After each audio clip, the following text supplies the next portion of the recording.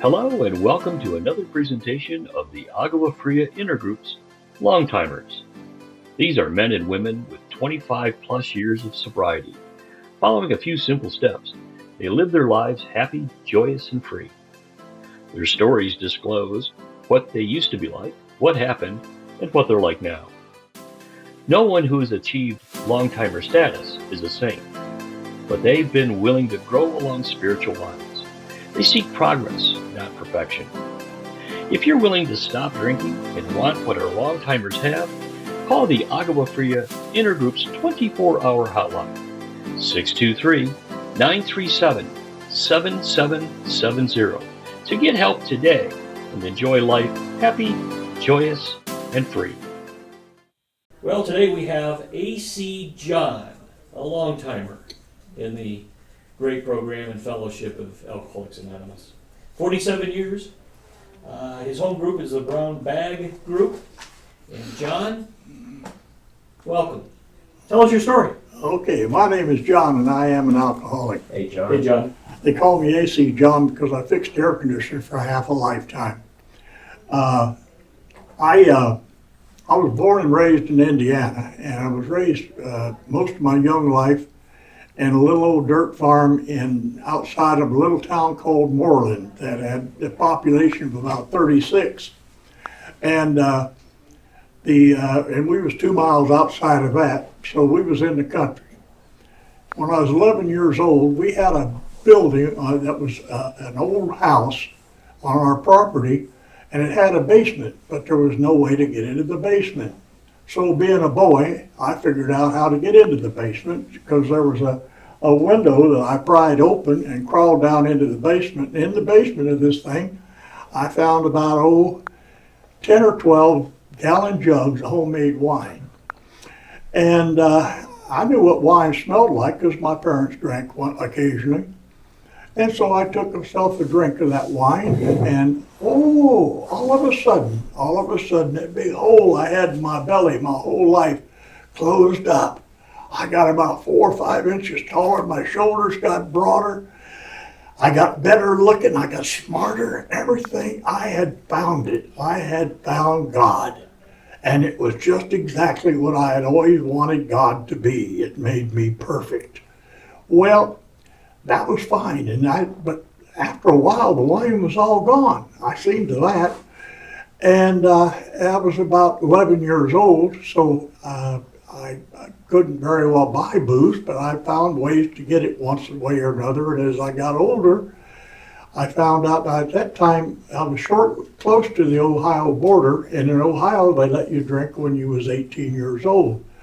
And I was rather tall for my age, so when I was 13, I got a draft card from somebody that was in their 18 years old, or 19, I think, and I had a car because I bought a car at a junkyard one time for $50, and it lived down on those country roads you could drive, and nobody stopped you because the cops didn't come on those dirt roads, because if they came on the dirt roads, they'd have to wash their car, and they didn't like doing that, so that was okay. And so I started making trips to Ohio to buy beer. Well, there's something about that is you had to make money to do that. And I always worked at one thing or another, and I worked at this, I worked at that, and I worked at the other thing, and I made money. And I fell into a thing where a friend of mine had a horse trailer, and I had a pasture, and I had a car with a trailer hitch on it.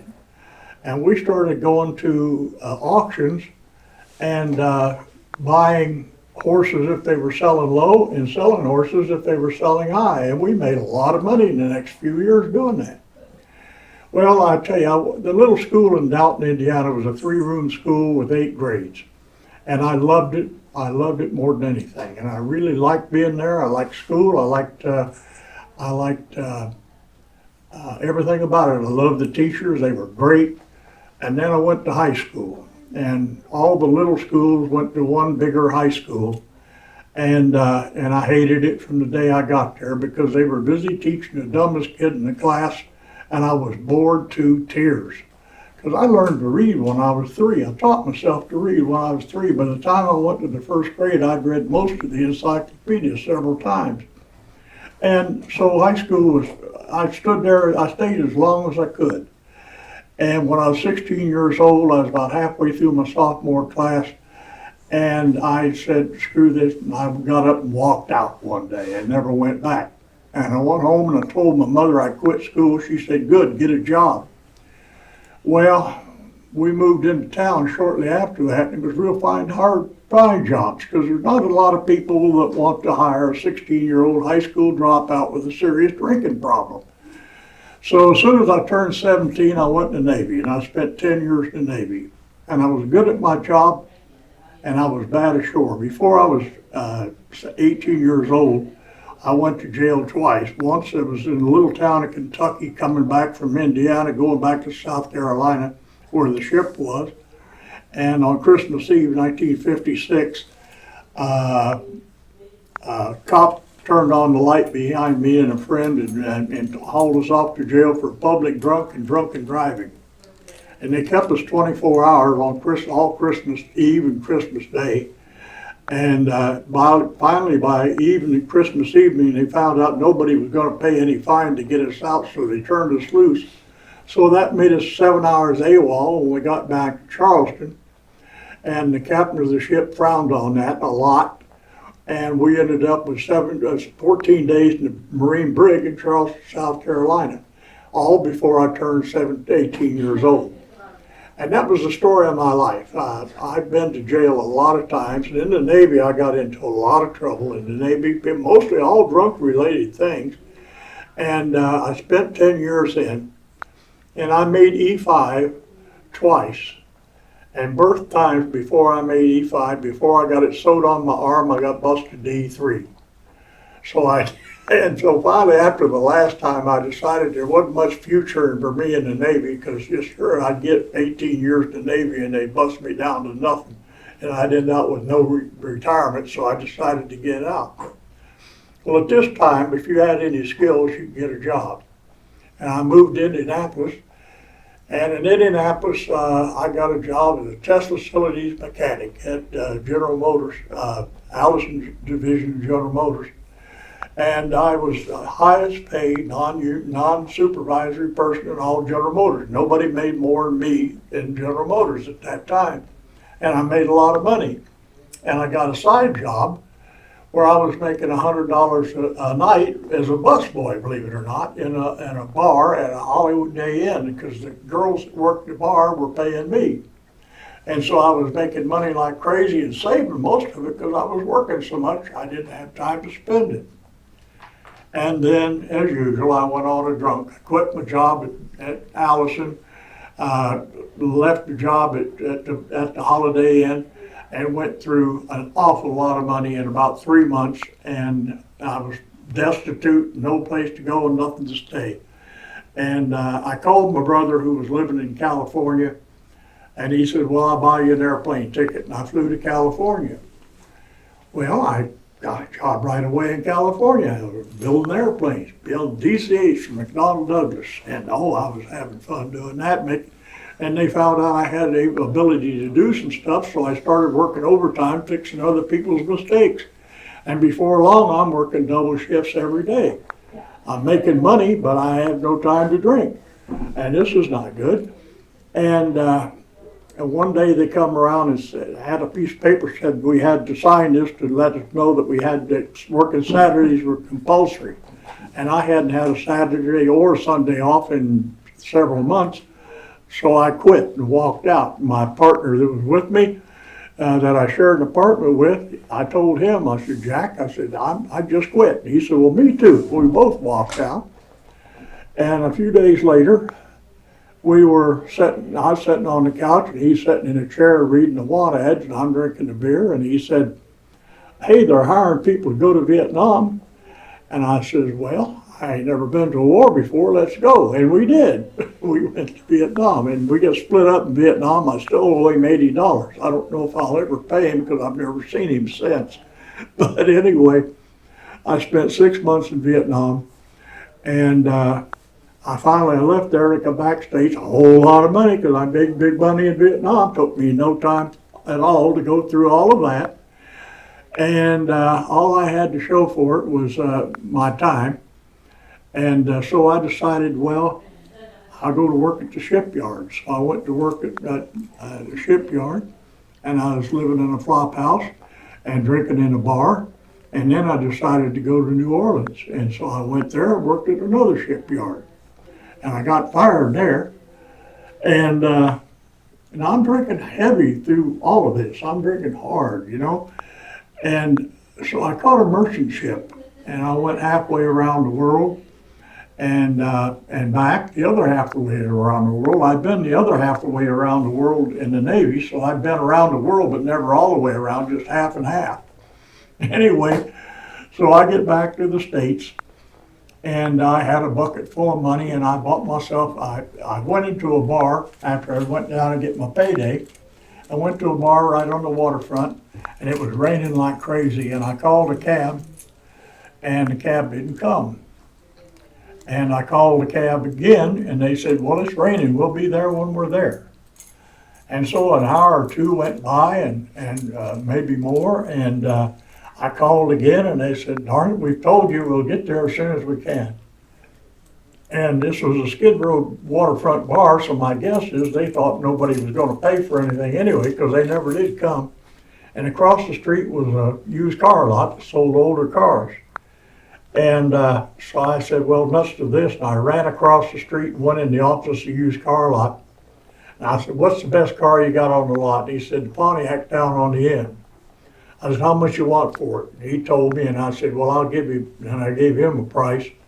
And he didn't like it, but he accepted it. And I went running down and threw my sea bag in this car and took off. And as soon as I took off, I went about half a block and blew a tire. And it was almost exactly in front of the tire shop. So I pulled in there, and I said, put 4 tires on it and put shocks on it too. It bounced when I came in. And they said, okay. And I said, well, I'll be back. So I walked back to the bar, and I walked back later, I guess, because I don't remember walking back. But I was in the car when I woke up, and the car was in the swamp. And I thought, well, this is a funny place to be. I was all parked off the side of the road. I wasn't wrecked, I was parked. I said, my goodness, how did I end up here? And so I thought, well, I'm someplace close to New Orleans, and I took off driving, and I ran on a road sign that said I was in Florida. And I don't remember driving to Florida, but I was in Florida, and my father was living in Florida, so I went to see him. And one night after I was there, I went out drinking, and the next thing I knew, I was in Jacksonville on my way to California. And I don't know why I would decided to go to California, but I did. And so I went to California. And I got to California, and I got a job. And I was making good money, and I was doing okay, and I run short on the money I had. But I had a job by this time, so I rented an apartment, and it was a furnished apartment. And I went and moved all my stuff into this apartment, and to celebrate, I decided I ought to go out and have a drink. And I went out and I had a drink, and the next thing I know, I woke up in jail in Long Beach, California. And I was in jail for quite a while, and I got out and I went back to the apartment, and I hadn't been there to pay the rent, so they rented the place to somebody else, and all my stuff was in the storage room. So all my stuff fit in the Pontiac, so I moved into the Pontiac again, and I lived on the streets for a while. Got me a job though, could get me a job at that time. I could get a job anytime I wanted to, it seemed. And I got another job, and I lived in the Pontiac, and so I got me another apartment, and I moved into that, and it was a nice apartment, and I paid my rent for a month, and I moved in there. And of course, I celebrate getting an apartment, and I got in the Pontiac, and I went out, and I made it home. And I went to sleep in the apartment, and the next thing I know, it was making so much noise, I just couldn't even sleep. So I went out and got in the car and drove off and went to sleep in the car. And I woke up feeling like I was in trouble. You ever have that feeling where you just know you're in trouble? Don't know why, but you just know you're in trouble? Well, that's the way I felt that morning. And I went back over to the apartment, and the landlady's sitting there like this here, and she's saying, I walk up and all my stuff's laying around her. And I thought, oh, something's wrong. And the noise the night before was the fire department coming in and putting out the couch I went to sleep on with a cigarette and burnt down. And so I didn't live there anymore. So I moved back into the Pontiac, and I lived there for a while, but I still had a job, so it didn't take too long until I got me another apartment. And I didn't even move into this one, and it was my birthday. So I went out to celebrate my birthday and a new apartment. And later that night, I noticed blue lights behind me, and I decided, well, you aren't going to get me this time, so I decided to outrun the cops in Long Beach. And so I outrun them. This Pontiac was a six-cylinder Canadian-made Pontiac. It's slow as heck, but I got away from the cops, and I thought, I did it this time. So I pulled on a street that goes down to the freeway to go to where I would have rented the apartment.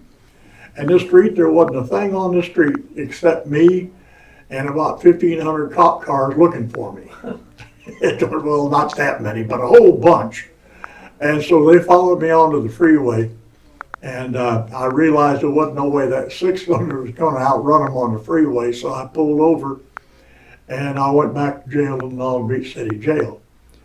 Only this time I got out and I didn't even have a car, because they impounded the car. And the only thing I had in the world, my stuff was all in the car, the only thing I had in the world was the clothes on my back.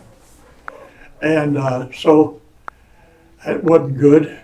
So anyway, I went to where the car was, and they wanted more for the car to get it out of hock than it was worth. And the only thing left in the car was a box that had my papers from the Navy and birth certificate and that kind of stuff. So at that point in my life, I had what I had on my back and my papers, and that was all I had. And I found somebody to let me sleep on their couch for a few days. And I got a job working at a shipyard in San Pedro. Now, I was living in Long Beach at that time. And I went to work. I'd walk down and take a bus to work, and then finally I'd get somebody to drive me home. And I had to walk about a mile from the bus stop. And so I went to jail again because I was walking across the street at 1 o'clock in the morning. And the light turned green, and I walked across the street, but I hadn't pushed the button for the walk sign. And a police car stopped. I was sitting there in a gas station, and they lit their lights up, and they was going to give me a ticket for jaywalking. And that cost $35, and that was a lot of drinking money. So I said, well, you sure must be hard up for your quota to give me a ticket for $35 for jaywalking in the middle of the night when there ain't a car on the street except the one I just got out of. And so they didn't like that, so they hit me. And then they hit me again, and they started hitting me several times, and finally it dawned on me they weren't going to quit hitting me, so I decided to hit them back. And so I beat on them quite a lot, but they beat on me a whole lot more. And the next thing I knew, there was about 6 cops around, and they took me to jail, and then they decided to hit me some more while I was in jail. And when I went to court, they turned me loose, and I decided I wasn't going to be around Long Beach anymore. So I went to San Pedro, and I got me a place to live in this flop house. And I was living in this flop house, working in the shipyard, making good money, happy camper, drinking all I want, nobody cared. And I didn't have to drive because I was walked to work from where I was at, and I was happy as I could be. And then fate took a nasty turn, in a good way, I guess. And I walked into the bar one night downstairs from where I lived at, and I knew the bartender, and she said, "This is my daughter." And I thought, uh-oh, this is a daughter, and she's a good-looking redhead. Now, I wasn't that bad looking them days. I was pretty young. And she was 19, and I was 21, or 23. And anyway, we went out that night and went drinking and moved in together and then never moved out. We stayed together. Well, with her ambition and my ability, we moved off of Skid Row and we moved to Florida. I don't know why, but we decided to move to Florida. And then in Florida, we kept fighting, and she'd get mad, and she'd go back to Mama in California, and then I'd talk her into coming back, and she'd come back, and we was living at Cape Canaveral, Florida. And about the third time she decided to go visit Mama, I had to drive her to Orlando to catch a bus to go to California. And I got in the car after I let her go on the bus, and I turned the radio on. And the first song that was played on the radio was the first time I ever heard the song, Thank God, Greyhound, You're Gone. Anyway, so she went to California, only this time she wouldn't come back. So I went to California chasing her. And I got there and she's in Long Beach. I had no business in California because by this time I had 5 DUIs in California. I had 5 in Florida by this time. So I had no business in California or Florida for that matter. And plus I had some warrants out in California for little things here and there. But I went to California after her, and I had 4 DUIs in California at that time. And I stayed at a friend of mine's house back in the flop house at his apartment, sleeping on his floor. And I woke up and I decided to go over and try one more time to talk her into getting back together with me. And I did.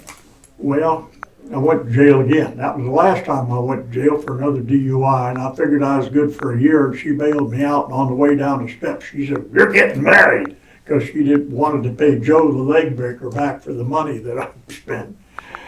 Anyway, we moved to Phoenix. She got pregnant, we moved to Phoenix. The reason we moved to Phoenix is because I didn't want to raise a kid in California. Well, any place on earth was no place for me to raise a kid, but anyway, I moved to Arizona. Lord, time's going by. So we got to Arizona, and things went this way and things went that way. And things was all right between us. We still fought a lot, but we was getting along, and we had a little baby. And about November, sometime in between Thanksgiving and Christmas, 1964, or 1974, we decided after a night of drinking to go to Las Vegas to see my brother. He'd moved there. And I remember stopping for more beer in Kingman. And the next thing I knew, I woke up and just outside of the dam going to Vegas, and I was in a rest area there, and my wife wasn't in the car and the baby wasn't in the car. And I got out and looked all over for them and couldn't find them. And I didn't know where they were. And I sat down and I got this only blackout I ever got part of back was her running through the desert with the baby in her arms. I'm trying to run over her with the car. Well, I didn't hit her. I found out 3 days later she hitchhiked away and got away. And I found out 3 days later she was still alive because I really didn't know at that time. And she came back. And I moved out of the house because I was afraid. But one night, a friend across, somebody I'd met in the trailer park I moved into says, "Come over and have some drinks." And I said, "Okay." I asked if my wife come to it. She said, "Sure," because we were still seeing each other. We weren't fighting. And I blacked out as usual. And I come out of the blackout in this raggedy trailer, and I heard myself say the most amazing thing: "I'm going to quit drinking." And she said some very unpolite things. And I said, "I am. I'm going to call AA in the morning." Because I knew about AA, because I've been losing friends to AA for years. And I called AA the next morning, and I started my journey into sobriety, and that was February 14th, 1975. And I had a broke brain. I had enough brain damage that I was colorblind the first 3 years I was sober. I lost my color sight. I had enough brain damage and my head just didn't work. And I came in the program, but I should say that night in that trailer, I knew I was going to stay sober. I knew I wasn't going to drink again, and I was as sure of my sobriety that night as I am now 47 years later. I just knew. And the desire to drink was gone, and it's never returned. I've never had a desire to drink in my whole time in sobriety. But I don't trust that to just staying sober. I go to meetings. I have my whole sobriety. It took me a long time to work the steps because my head didn't work. And I got a sponsor. Well, first of all, it took me a year to get a sponsor because somebody told me, find somebody you can relate to and ask them to be your sponsor. Well, if I could relate to them, they were really, really sick and they kept getting drunk before I could ask them to be my sponsor. And my list of people I wanted to be a sponsor, like an all-time loser list in Alcoholics Anonymous in Phoenix. But anyway, so I stayed sober. And I got a sponsor, and he'd tell me to do something, and I couldn't. He was real heavy. I had the first and second step the day I came in, no problem with that. But he was wanting me to do a third step, and I did that. Then he wanted me to do a fourth step, and I learned to meditate, trying to do a fourth step, because all I had to do was put a piece of paper in front of me, my mind to go blank, and I just couldn't do it. And I tell him I can't, and he'd hear I won't. And I knew something was wrong. He was not right for me, and I didn't know what was. But I didn't fire him. He left town, and he left town because he got married and he forgot to get divorced. So he left Phoenix. And there was a guy at my first meeting, and I saw him often, and he scared me to death because he looked me straight in the eyes, and he had real light blue eyes, and he scared me. He was as quiet as I am loud. And I asked him to be my sponsor. And he was a perfect sponsor for me because he was smart enough to realize that I was doing the best I could. And he always let me do the best I could. He never told me what to do. He said, if you have a question, you ask me. I'll tell you what I've done. I can't tell you what you should do. And that was perfect sponsor for me. And slowly but surely time went by. My head cleared. I got my sight back. Me and the wife got divorced because she decided she didn't want to be sober anymore, and then she started finding boyfriends that wanted to play, so we got divorced. And the years went by in sobriety, and slowly but surely my head got better, and slowly but surely I did the best I could to work the steps. The best I could was good enough because I stayed sober. And I took several fourth and fifth steps. And I decided I wanted to be a counselor at one point when I was coming on 10 years sober. So I went to school at a treatment center in Minnesota. And part of their treatment center was you had to go through their 28-day program as part of your training. And I knew I was going to do a fifth step for that well before I even went up there. And so I made little notes in a notebook, carried in my pocket. If something reminded me of something that happened 40 years before or 30 years before, I'd write it down on that little paper, just a word or two.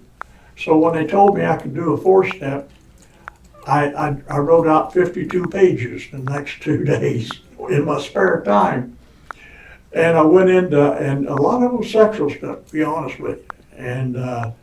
And I wasn't easy. That stuff I left off of the first fifth steps I did, but it wasn't going to be left off of this one. And anyway, the clergyman that was supposed to hear my fifth step took the day off. So when I went in to take my fifth step, there was a lady sitting there that was a clergyman, and I thought, oh, am I in trouble?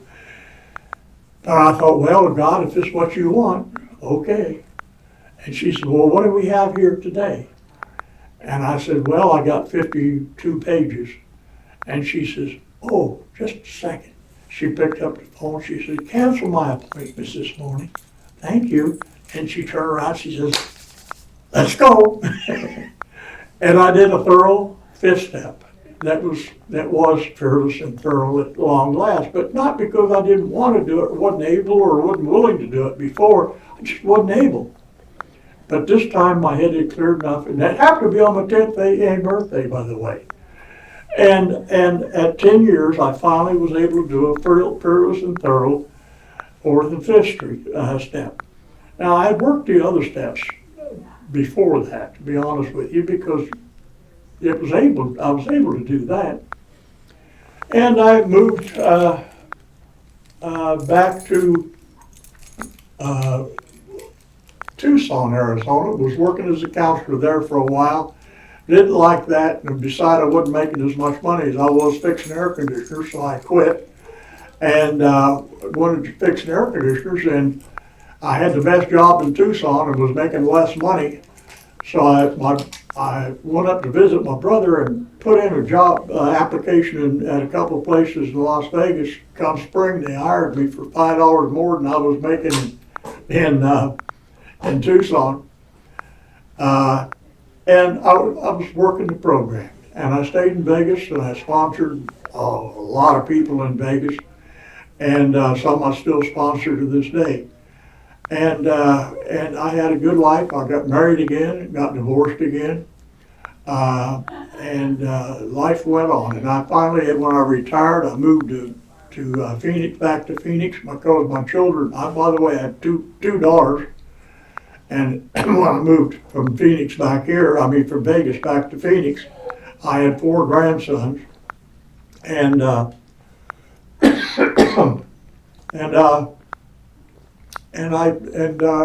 got divorced from my second wife, and I lived life, and I come back to Phoenix, and I've been living here now for quite a few years.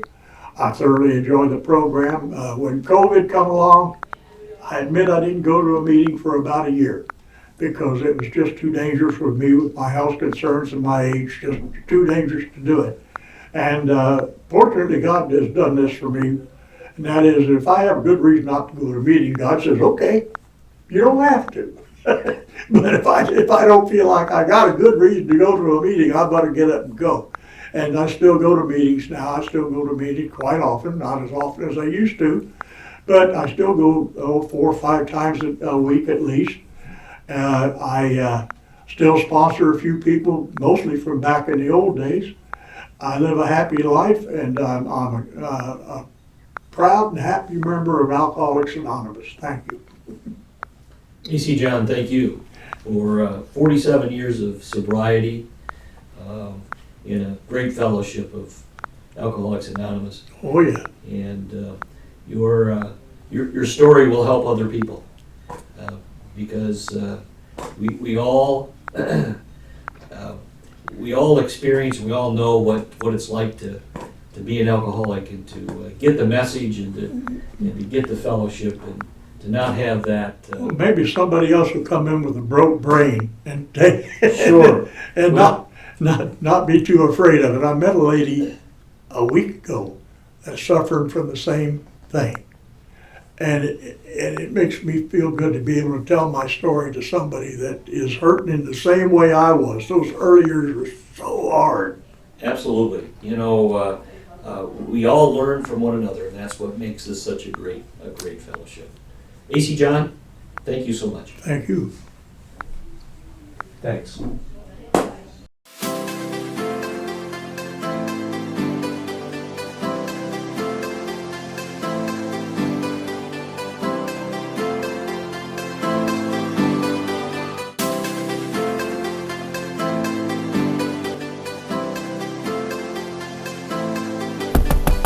Hey, is this mic on?